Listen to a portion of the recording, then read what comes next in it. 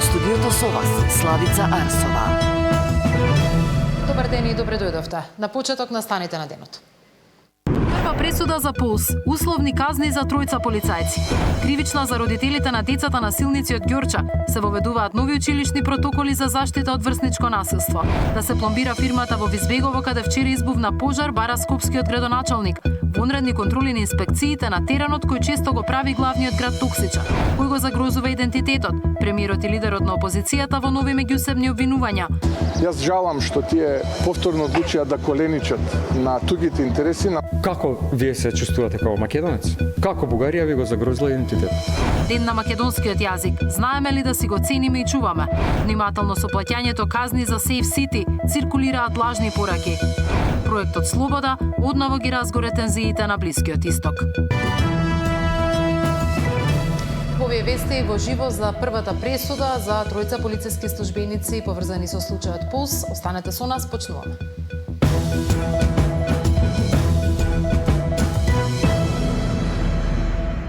Условни затворски казни добија тројцата полицајци од Кочани, обвинети дека прекршучните пријави за Пулс ги воделе на друга неактивна компанија. Ова е првата пресуда поврзана со пожарот во дискотеката. Тамара Дичовска известува од пред кривичниот суд. Тамара, зошто условни казни? Според пресудата, која што ја читаше судиката, тројцата полициски службеници немале директна причинско-последична врска со катастрофалниот пожар кој што се случи на 16 март. Со ова падна и првата пресуда за предмет кој што е поврзан со пожарот во Пулс. Според пресудата, тројцата полициски службеници наместо казните за прекршоци кои што биле констатирани во дискотеката Пулс да ги пишуваат на реалната фирма на која што се водела дискотеката, тие ги пишувале на неактивна фирма со блокирана сметка, како собственик го опишувале Дејан Јованов, иако на хартија тој не фигурирал како собственик на оваа дискотека, па според судот така дискотеката Пулс избегнувала да ги плати оние казни за прекршоци кои што биле констатирани во дискотеката. Тројцата полициски службеници, ниту еден од нив не дојде денеска да слушне на колку се осудени.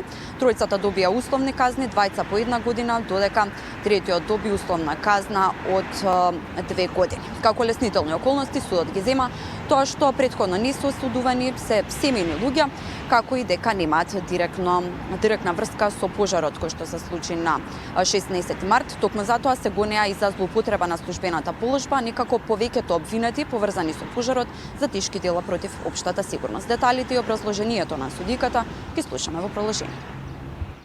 Условни казни затвор добија тројцата полицајци од Кочани кои беа обвинети дека казните за прекршоци во Пулс ги пишувале на друга неактивна фирма. Ова е првата присуда за предмет поврзан со пожарот во дискотеката.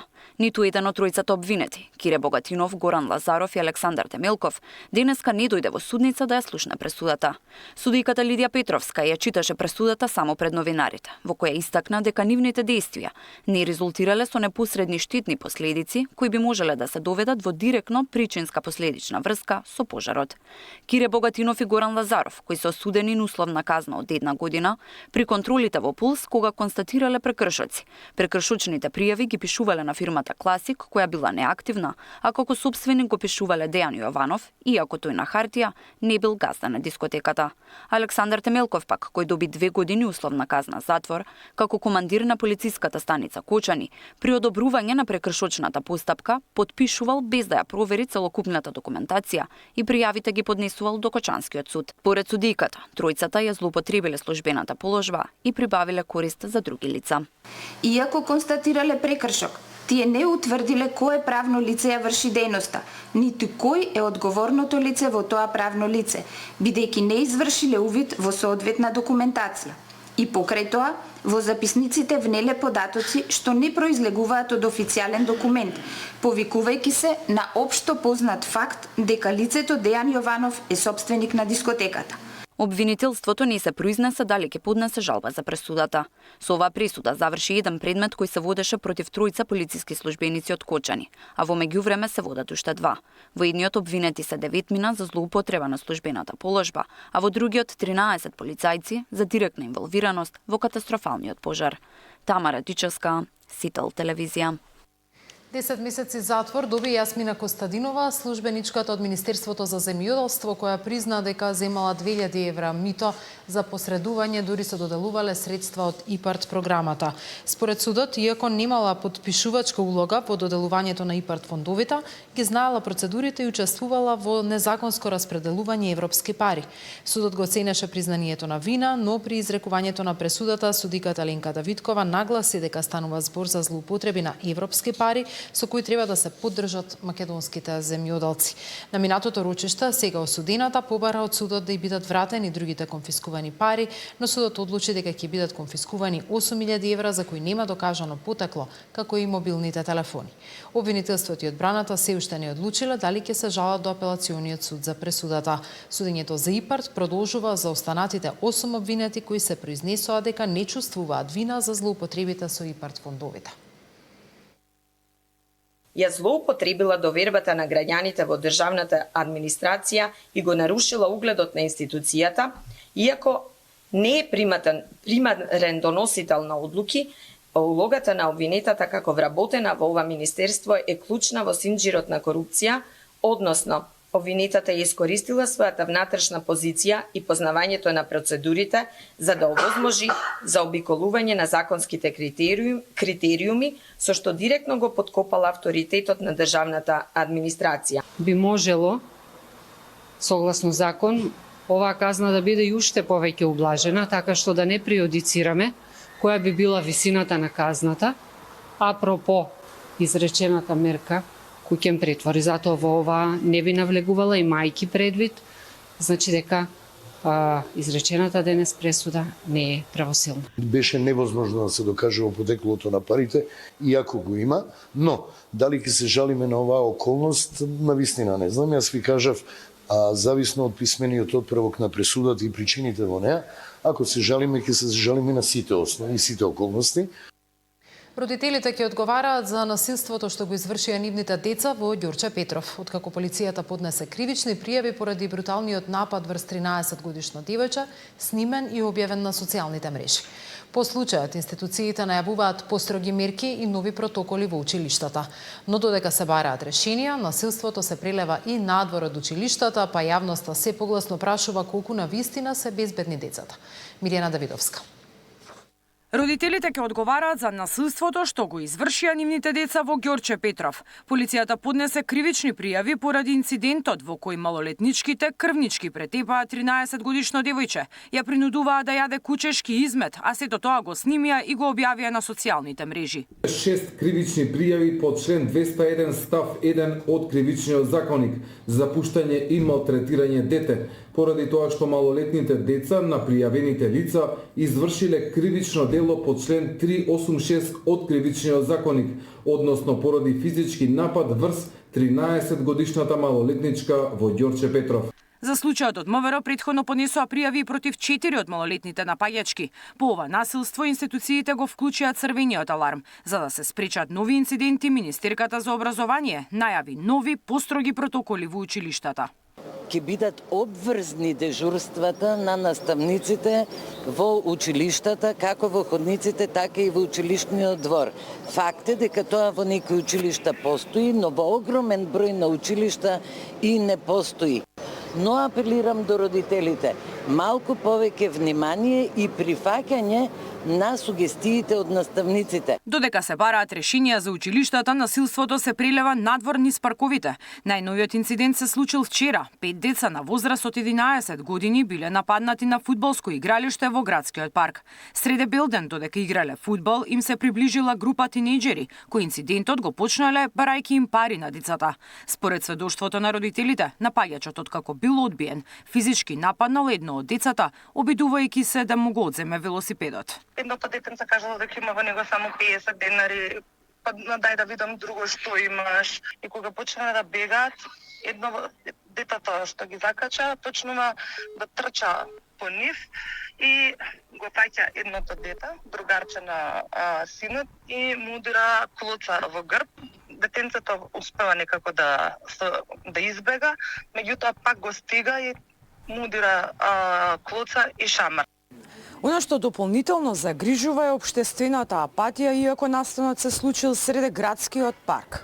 Освен случајни минувачи, во околината на игралиштето имало и градежни работници од кои децата очајно барале помош, но ниту еден од нив не изреагирал. Изминатиот месец јавноста се крена поради низа слични настани според кои безбедноста на децата е сериозно загрозена. Освен врсничкото насилство кое секојдневно го пријавуваат родители на ученици, загрижувачки се и случаите со педофилија, детска порнографија и силување на деца, каде во 2 одделни случаи сторителите беа вработени во училишта. Миријана Давидовска, Сител телевизија. 8-дневен притвор и кривична пријава доби обезбедувачот на премиерот, осумничен дека физички ја нападнал својата сопруга. МВР против полицискиот службеник поднесе пријава за телесна повреда, а најави и дисциплинска постапка и отстранување од работното место. Премиерот вели дека овој случај покажува дека законот важи за сите подеднакво, а системот нема да толерира неказнивост. 8-дневен притвор и кривична пријава поради физички напад на сопругата доби обезбедувачот на премиерот. МВР поднесе кривична пријава за нанесување телесна повреда против Раде Ристовски, зашто е предвидена казна затвор од 6 месеци до 3 години. Според пријавата, тој на 2 мај физички ја нападнал 37-годишната сопруга. РР е лишено слобода и изведен пред судија на претходна постапка, кој му одредил мерка притвор во траење од 8 дена. Одделот за внатрешна контрола, криминалистички истраги и професионални стандарди при Министерството за внатрешни работи против полицискиот службеник ќе поднесе предлог за поведување на постапка за кршење на работниот ред и дисциплина и ќе изрече задолжителни мерки за отстранување од работното место. Според премиерот Мицкоски, кривичната пријава е доказ дека законите важат за сите подеднакво, а системот не толерира неказнивост. Тоа е втор случај за лице од моето обезбедување, каде што законот важи за сите, за разлика од минатото кога членови на обезбедување на председател ТЕПА граѓани си живуваа по дискотеки и минуваа неказнети. Во овој случај гледате мал престапи, веднаш системот функционира, тоа е уште еден доказ и така и ќе продолжиме и во иднина, недисциплина. Јас не толерирам, не само во рамките на моето обезбедување, неку за волја на вистината, тоа е припадник на претходницата која не ја гледам јас така често, а за волја на вистината сопругата е ќерка на мој колега од факултет.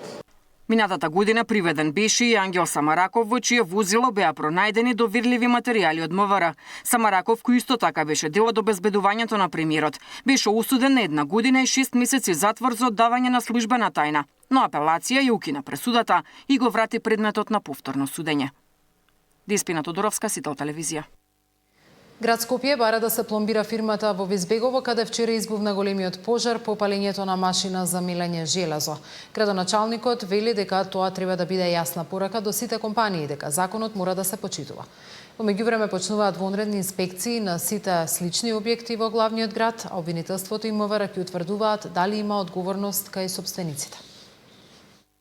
Град Скопје бара од надлежните да се пломбира фирмата во Визбегово, каде вчера се запали машината за мелење на железо и се предизвика пожар видлив од секој дел од метрополата. Градоначалникот Ѓоргиевски за Сител вели дека тоа ќе биде порака и за сите останати фирми да го почитуваат законот. Побаравме им наше мислење беше на службите да се пломбира, односно да се затвори тој објект и мислам дека тоа ќе биде за во перспектива добра порака да внимаваат и сите останати. Зошто? Ако таму имаше добра хидранска мрежа, ако таму се работело по ПС, ако внимавале повеќе, никој не сакал да се случи немил настан, но ако внимавањето било на повисоко ниво и некој размислувал како сето тоа ќе влијае на животната среда, немаше да се случи тоа што се случи вчера. Освен плацот во Визбегово, под лупа се ставени сите слични капацитети во градот. Денеска започнуваат вонредни контроли на сите отпади и депонии на територијата на Скопје. Надлежните со став дека сите кои што не работат според законот ќе бидат санкционирани. На агендата инспекторите имаат десетина објекти, како фирмата во која вчера избувна пожар, кој ги вознемири скопјани. 2 тима од инспекцијата на град Скопје, составени од инспектори за животна средина, по план веќе од денес постапуваат со сериозни контроли и инспекции на секаде на територијата на градот Скопје. Знам дека за денеска планот им е да бидат изпратени десетина објекти такви. Ќе зачестат контролите и во наредниот период, значи сите ќе бидат мета на проверка и на редовна контрола, што значи дека откако ќе се направат контролите ќе следи извештај за кој што ќе бидете и вие запознаени, но и централните институции од каде што ќе побараме нивна реакција доколку има потреба и доколку се нормално забележат неправилности во некои од случаевите.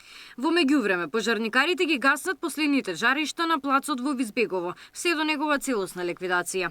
Трае вонредниот надзор на инспекторите од животна средина, чии извештај ќе покаже дали фирмата се придржувала кон дозволот и условите. За случајот се известени обвинителството и МВР, кои ќе утврдуваат евентуална одговорност кај сопственикот на плацот за хаварисани возила. Токму неговиот склад, лоциран од спротивната страна на улицата, се запали во јули минатата година. Обвинителството тогаш поднесе обвинение против тројца сопственици, меѓу кои сегашниот за незаконско складирање токсичен отпад, што доведе до сериозно загадување на воздухот и штета по здравјето на граѓаните. Габриела Лескова, Сител телевизија.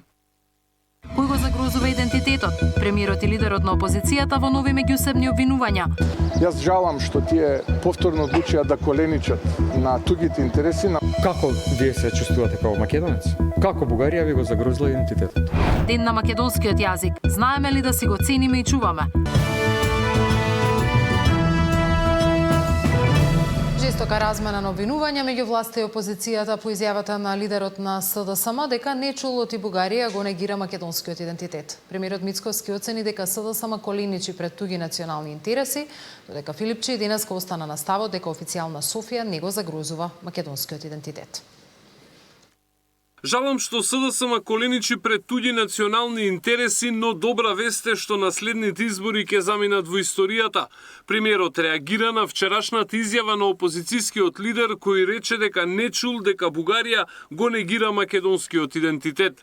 Не успева да види нити да слушне тоа што се случува од 2022 година па наваму, односно од моментот кога владата на СДСМ и ДУИ ја прифати таа историска капитулација со која што покаже и докаже уште еднашка дека е мекото ткиво на македонскиот идентитет и тоа нема да остане така како што тие мислат дека ќе остане.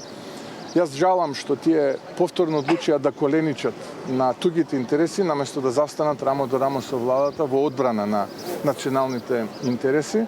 Но добрата вест е што набргу ќе има избори, после тие избори ќе се случи да партијата која што тој ја предводи се маргинализира. Филипчи денеска неколку пати праша како ние сме загрозени од Бугарија, повторувајќи дека официјална Софија не го негира македонскиот идентитет. Како вие се чувствувате како македонец? Како Бугарија ви го загрозила идентитетот? Како ви го загрозила идентитетот? Еве, кажете како ви го загрозила. Дали вие поради нечии размислувања и така натаму се чувствувате поинаку? При тоа, Бугарија нема апсолутно никакви. Еве, видите ги документите кои што се пред нас на масата за да продолжиме европската интеграција. Како ние се чувствуваме загрозени? Еве, кажете една работа. Како ние се чувствуваме загрозени со тоа што треба да ставиме бугарите во уставот? Никогаш не го негирале македонскиот идентитет. Само момент, се извинувам.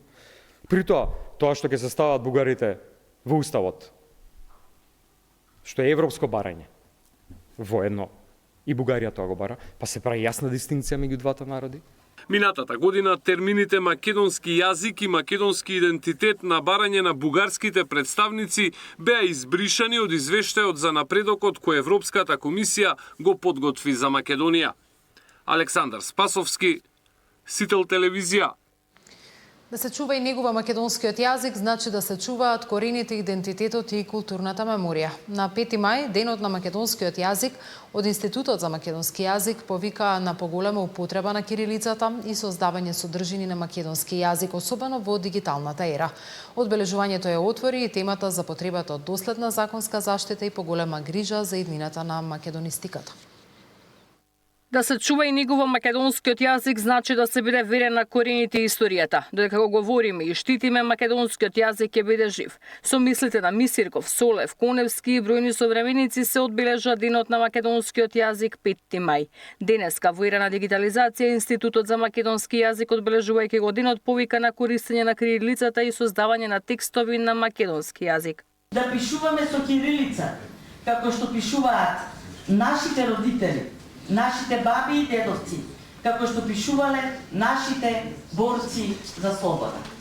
Кирилицата е нашето богатство, нашето културно наследство, што не прави своји, препознатливи, различни. Македонистите пак очекуваат примена на законот за македонски јазик со кој се гарантира и штити неговата употреба.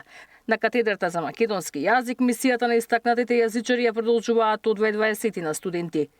Ние како научни работници се разбира даваме се од себе да го продолжиме оној залог што ни го дале нашите професори, на прво место Блаже Конески и сите видни професори од катедрата за македонски јазик, да го напредуваме и да го развиваме колку што може повеќе македонскиот јазик. Во рамки на чествувањето во собранието пак беше одбележан и јубилејот 80 години од излегувањето од печат на првата граматика на македонски јазик, македонска граматика од Круме Кепески. 80 години од објавувањето на македонската граматика од Круме Кепески значат 80 години систематско осмислување на јазикот како темел на образованието, науката и културната самосвест. Оваа одлука представува еден од најзначајните моменти во историјата на македонскиот народ, бидејќи со тоа македонскиот јазик добива статус на службен јазик во државата, а македонската азбука станува официјално писмо. Денот на македонскиот јазик 5 мај официјално започнува да се одбележува во 2019 година во чест на решението на Народната влада на Федерална Македонија од 45 година за усвојување на азбуката на македонскиот јазик како официјално писмо. Македонскиот јазик е кодифициран и стандардизиран со озаконувањето на првиот правопис на 7 јуни 45 година. Ивана Соколовиќ Најдова, Сител телевизија.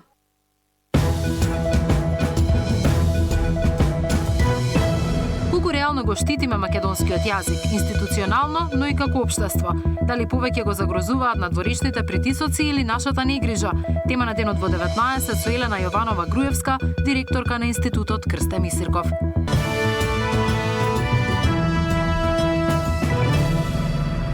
Власти и опозицијата се судрија за економијата, цените и мерките за граѓаните. СДСМ обвинува дека земјата влегува во економска катастрофа со повисока сиромаштија, поскапа синдикална кошничка и инфлација што забрзува. Премиерот не најави конкретни нови мерки, но тврди дека владата преку намалени давачки ги држи горивата меѓу најефтините во регионот, а очекува априлската инфлација да биде во рамки на соседните земји. Со Мицкоски буквално се случува економска катастрофа. Председателот на СДСМ повторно побара таргетирани мерки од премиерот и владата за зауздување на економските последици од случувањата на Блискиот Исток. Вели, економијата оди надолу, сиромаштијата расте, работните места исчезнуваат, а инфлацијата силно забрзува. Премиерот одбива да воведе било какви мерки за било која категорија на граѓани, ранливи категории, пензионери, студенти, земјоделци. Истовремено одбива да зголеми минималната плата. Синдикалната кошничка значајно поскапи изминатиот период, за април е скоро 69.000 денари, за 4 месеци е зголемена за 3.300 денари. Се е поскапено буквално, се, а граѓаните се по-сиромашни. Премиерот, одговарајќи на новинарско прашање, не кажа дали владата планира нови мерки, иако во минатиот период кажа дека се разгледуваат таргетирани мерки за одредени категории на граѓани. Вели, намалувањето на ДДВ-то и акцизата се причината за тоа што Македонија имала наевтини горива во регионот. Мицкоски сепак очекува стапката на инфлација да ја следи инфлацијата кај соседите. Следам кај нашиот источен сосед инфлацијата е над 6%, Хрватска е тука некаде меѓу 5,5 и 6%, кај јужниот сосед е околу 4,5-5%. Така што во тие рамки очекувам да биде и кај нас инфлацијата, но важно е да се види за основните прехранбени производи како ќе се движи месечната инфлација, споредено со март, она кое што го правиме со Државниот пазарен инспекторат, не очекувам таа да биде поголема од 1%. Месечната зборувам во однос на март месец. Државната статистика задутре ќе ги објави податоците за инфлацијата за месец април. Еден месец предходно, по 2 месеци стабилизација, поради случувањата на Блискиот Исток, инфлацијата беше 4,9%. Државната статистика исто така објави дека секој петти македонец живее под прагот на сиромаштијата, а најзагрозени се еднородителските семејства и семејствата со 3 и повеќе деца. Даниел Василев, Сител телевизија. МВР предупредува на нова измама со лажни СМС пораки за наводни сообраќајни прекршоци регистрирани преку системот SafeCity. Граѓаните добиваат пораки од странски број со линк до лажна веб страница каде им се бараат лични и банкарски податоци за наводна уплата на казна. Од полицијата апелираат граѓаните да не ги отвораат овие линкови и да не наседнуваат на пораките што нудат итно плаќање со попуст. Измамнички пораки за наводни сообраќајни прекршоци се испраќаат од странски број и се бара наплата од 1500 денари со платежна картичка на лажна веб страна, предупредува Министерството за внатрешни работи. Деновиве голем број македонски граѓани добиле СМС од овој број за лажна казна од SafeCity. Од МВР апелираат на внимателност, зашто целта на засега непознатите измамници е да извлечат пари или лични податоци од граѓаните, со тоа што нудат 50% попуст ако казната се плати веднаш или се бара итна реакција во рок од неколку часа. Измамата ја вршат на тој начин што откако лицата ќе кликнат на линкот оставен во пораката, истиот води на лажна веб страница на Министерството за внатрешни работи, каде што бараат да ја внесете вашата регистарска табличка од вашето возило, а потоа ве носи на нов прозорец каде ви е регистриран прекршокот и ви бараат наплата од 1500 денари за истиот. Апелираме до граѓаните да бидат предпазливи и да не веруваат на пораки кои доаѓаат од нелегитимен веб-сайт на Министерството, ниту да оставаат своји лични податоци и податоци од својата платежна картичка, кои потоа представуваат цел на злоупотреба. Инаку измамата може да се препознае по неколку јасни знаци. Нема наведена регистарска табличка на возилото. Испраќачот не е официјален, не е означен како МВР-СЦ. Линковите водат до сомнителни или лажни веб страници и се бара внесување лични или банкарски податоци. Ако добиете вакви СМС пораки, не ги отворејте линковите, апелираат од МВР. Александар Динев, Сител телевизија.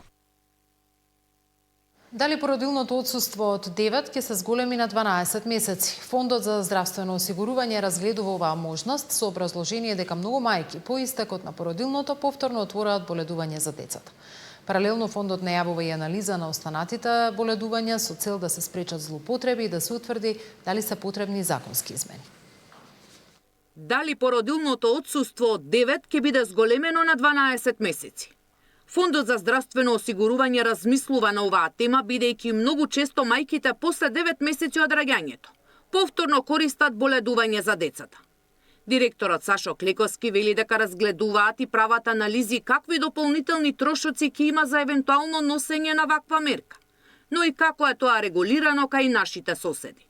Бидејќи ако имаме чести пред и потоа боледувања, за мене и треба да се мислиме на промени во системот на породилните. Србија има 12 месеци, за трето дете 24 месеци. Мораме да ги согледниме и регионалните искуства и да видиме зошто се одлучиле за такви чекови. Освен анализи за породилното, фондот сака да ги регулира и останатите боледувања поради болест за да нема злоупотреби. По МВР сега и Министерството за одбрана побарало контрола на отсуствата од работа кај нив. Правиме анализа каде се пропустите, што можеме да подобриме и тоа сакаме да го направиме низ еден консултативен процес. Значи, консултација секако со матичните доктори кои се одговорни за управување со боледувањето, солно да кажем. Меѓутоа во подоцнежна важа сакаме да се консултираме и со синдикатите и работодавачите и издруженијата на пациенти. Фондот го презентираше извештајот за работењето во 2025 година. Структурата на осигуреници покажува дека пензионерите растат побрзо отколку активни работници. А годината што помина, институцијата е оценета како најтранспарентна меѓу државните институции. Сања Димитровска, Сител телевизија. Тоа беше се во овој дневник. Во тема на денот ставаме фокус на денот на македонскиот јазик и потребата од негова заштита. Останете со нас, се гледаме во 19 часот. Пријатно.